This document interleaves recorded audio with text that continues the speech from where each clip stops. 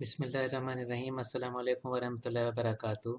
हमारा प्रोग्राम हिचकी के इस्लामी इलाज के बारे में है।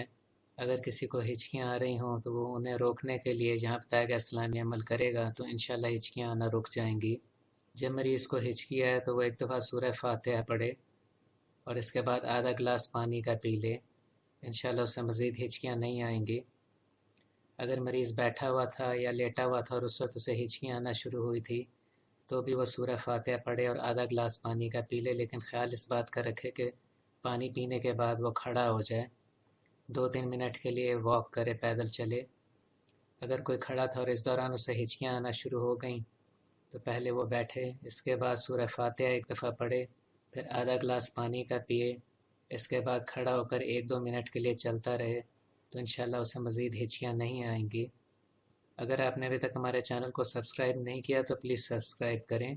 इस वीडियो को लाइक और शेयर करें ताकि ज़्यादा से ज़्यादा लोगों को इसका फ़ायदा पहुंच सके। इजाज़त दीजिए। अल्लाह हाफ़िज़।